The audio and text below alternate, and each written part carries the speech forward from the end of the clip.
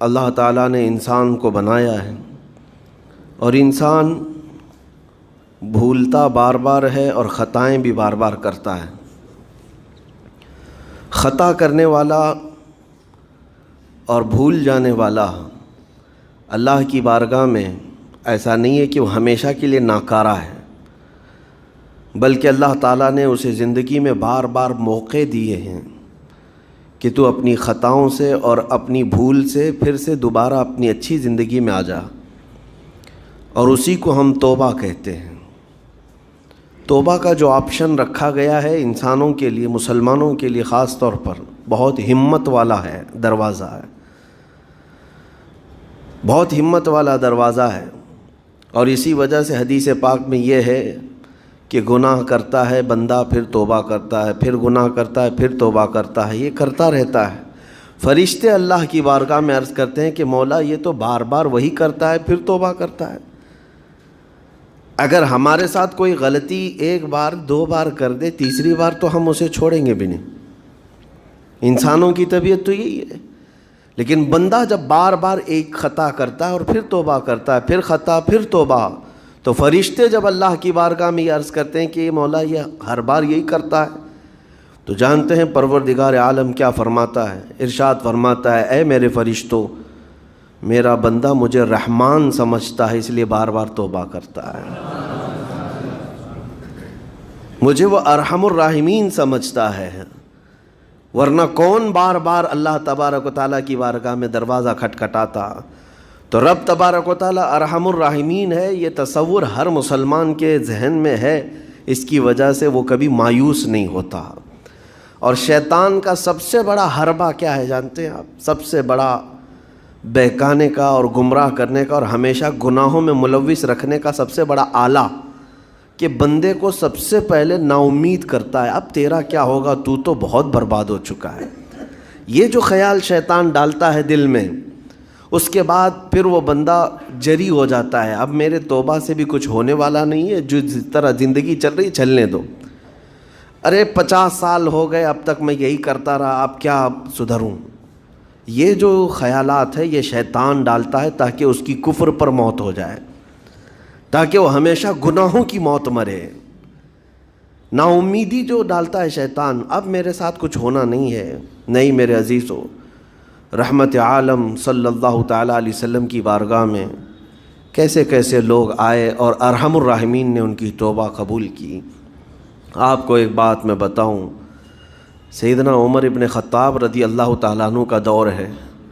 مثنوی شریف میں مولانا روم فرماتے ہیں، جنت البقیع آپ نے سنا ہوگا، قبرستان مدینے کا، مدینے کے قبرستان میں رات کے وقت ایک بوڑھا آدمی 80 سال کا جو بانسری بجاتا تھا اور اسی سے پیسہ کماتا تھا، اس کی بانسری میں بڑی اچھی لے تھی، بڑی سر اچھی تھی، لوگ سنتے تھے اور پیسے دیتے تھے، لیکن بڑھاپے میں جب سانس پھولنے لگ جاتی ہے، ہانپنے لگ جاتا ہے، سانس نہیں ٹھہرتی، تو بانسری کیسے بجتی؟ اس کی لے ٹوٹ جاتی، لہجے بدل جاتے۔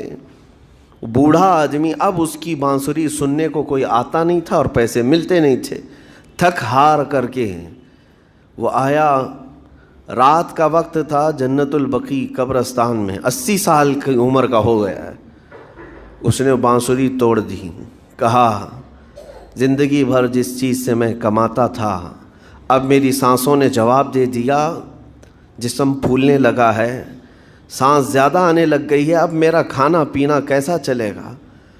خیر ارحم الراحمین ہوں تو تیرا ہی بندہ، میرے اہل و عیال نہیں، میرے رشتہ دار نہیں، مجھے اگر تو بھوکا مارنا ہے تو اسی قبرستان میں مار دے، یا اگر میری زندگی باقی ہے تو میرے رزق کا انتظام کر دے۔ وہ رو رہا تھا 80 سال کی عمر میں۔ جب بندہ لاچار و مجبور ہوتا ہے تو پروردگار کو ہی یاد کرتا ہے۔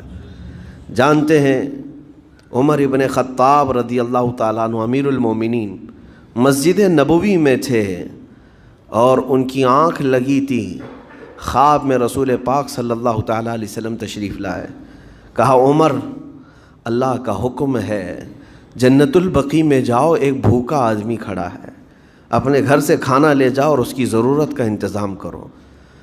نیند کھلی تو آپ نے دیکھا اللہ کے حبیب صلی اللہ علیہ وسلم کی طرف سے حکم آیا اور رب ذوالجلال کا حکم ہے. گھر سے عمدہ کھانا لیا تو شادان لے کر کے کچھ مال و متاع بھی لے کر قبرستان میں گئے. ڈھونڈا کون ہے یہاں پر, تو دیکھا کہ ایک ہانپتا کانپتا ہوا 80 سال کا بوڑھا روتا ہوا نظر آیا. امیر المومنین اپنے ہاتھ میں توشادان لے کر اس کے قریب گئے. کہا تو بھوکا ہے؟ کہا ہاں بھوکا ہوں. بیٹھ چل میں تجھے کھلاتا ہوں. دسترخوان بچھا کر اسے اپنے ہاتھوں سے کھلایا اور اسے اپنی ضرورت کے مطابق جو ضروریات تھیں اس کی ضرورت کے مطابق وہ ساری چیزیں دی. وہ بوڑھا پوچھتا ہے آپ کون ہیں؟ حضرت عمر فاروق نے کہا میں عمر ابن خطاب ہوں. وہ ڈر گیا. حضرت عمر سے کون نہیں ڈرتا تھا کہ کہیں یہ کھلا پلا کر کے مجھے کوڑے نہ ماریں کہ زندگی بھر بانسری بجانے والا آج پکڑا گیا ہے, ہاں آج مجھے یہ سزا نہ دے دے. وہ کانپنے لگا. کہا کہ آپ یہاں کیسے؟ حضرت امیر المومنین کہتے ہیں میں خود نہیں آیا, مجھے اللہ کے رسول نے بھیجا اور رب تبارک و تعالیٰ کا حکم آیا تھا کہ تو بھوکا ہے اور تو نے رزق مانگا ہے اور مجھے تیرے رزق دے کر کے بھیجا گیا ہے. وہ چیخ مار کر کے گر پڑا زمین پر اور رونے لگا اپنے ہاتھ پھیلا کر. کہا سچ فرمایا مولا تو ارحم الراحمین ہے. 80 سال تجھ سے دور بھاگتا رہا, ایک بار کیا تجھے میں نے پکارا, تو نے وقت کی امیر المومنین کو کھانا دے کر بھیج دیا. اللہ رب العزت کی بارگاہ میں نا امیدی اور مایوسی جو شیطان لاتا ہے اس سے بندے بھٹک جاتے ہیں, بہک جاتے ہیں, انہیں توبہ کی توفیق بھی نہیں ملتی. اسی لیے میرا مولا فرماتا انا عند ظن عبدی بی. رب تعالیٰ فرماتا میرا بندہ میرے بارے میں جیسا گمان کرتا ہے میں اس کے ساتھ ویسا سلوک کرتا ہوں. تم کیا گمان کرتے ہو؟ وہ سخت پکڑ کرے گا, ابھی مار ڈالے گا. وہ غفار ہے, قہار ہے, جبار ہے, لیکن ساتھ میں وہ ستار بھی ہے, وہ رحمان بھی ہے, رحیم بھی ہے. اگر رب تبارک و تعالیٰ ہر چیز پر پکڑ کرتا تو ہمارا تو جینا ہی نہیں تھا یہاں پر, اتنے گناہ ہو چکے. اور وہ رب تعالیٰ فرماتا وسعت رحمتی کل شیء, میری رحمت نے ہر چیز کو گھیر رکھا ہے. اللہ رب العزت بندوں کو معاف کرنے کا اظہار زیادہ فرماتا ہے. اور جانتے ہیں آپ گناہ جب عام ہوتے ہیں, میں آپ کو اپنے گھر کی بات بتا دوں. میرے گھر میں آپ 4 دن کے مہمان بن کر کے آئے ہیں.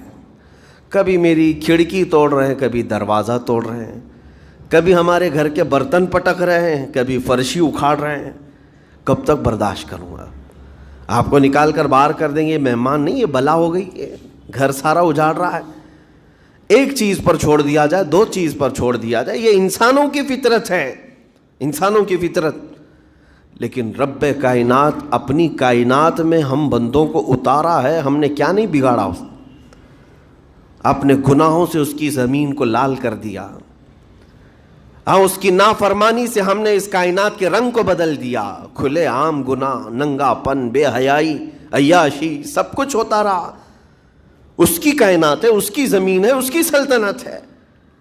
اور ان گناہوں کی وجہ سے جانتے ہیں آپ, سمندر اللہ کی بارگاہ میں عرض کرتا ہے کہ مولا تو مجھے اجازت دے دے, میں ایسی طغیانی لاؤں گا کہ یہ سب ہلاک ہو جائیں گے.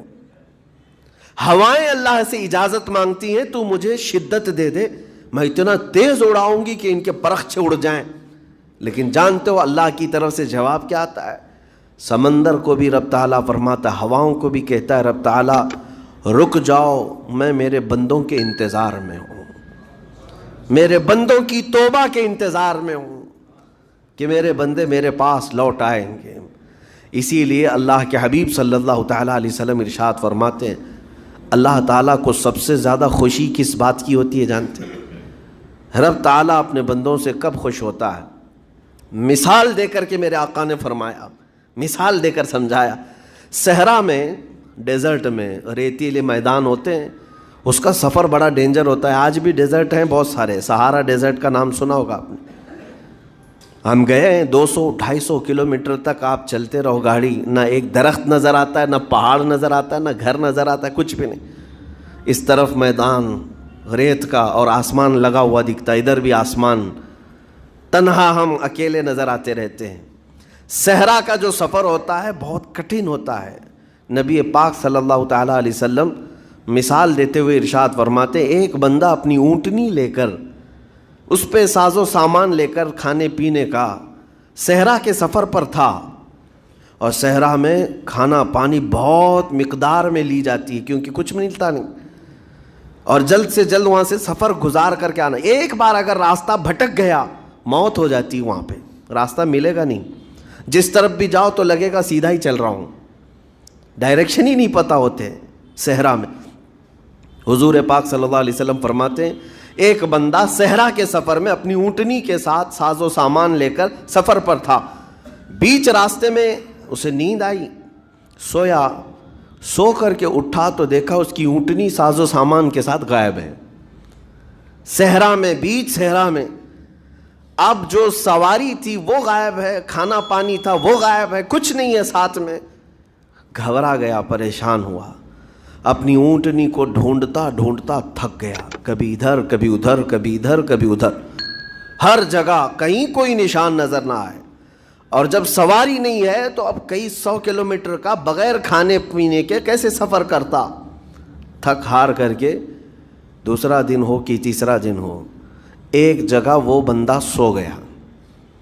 پھر سے سو گیا, اب راستہ بھی نہیں ملتا. سویا تو نیند سے اٹھا جب تو دیکھا اس کی اونٹنی بھی موجود ہے, اس کا ساز و سامان بھی ہے. یہ مثال ہے, یہ مثال ہے. میرے آقا صلی اللہ علیہ وسلم صحابہ سے اب پوچھتے ہیں, اے میرے صحابہ بتاؤ اس بندے کو جو صحرا میں گمشدہ اونٹنی جس کی مل جائے اسے خوشی کتنی ہوگی. صحابہ کہتے ہیں یا رسول اللہ اس کی تو جان میں جان آ گئی ہوگی, کیونکہ وہ جانتے تھے صحرا کا سفر کیا ہوتا ہے. کہا سب سے زیادہ اسے خوشی ہوگی کہ اس کا کھویا ہوا سامان مل گیا, کھوئی ہوئی سواری مل گئی. میرے آقا صلی اللہ علیہ وسلم فرماتے ہیں گم شدہ اونٹنی کے ملنے پر جیسے اس مسافر کو خوشی ہوئی, اس سے کئی زیادہ بڑھ کر کے رب تعالیٰ کو اس وقت خوشی ہوتی ہے جب ایک گنہگار بندہ واپس توبہ کر کے اس کی بارگاہ میں آتا ہے.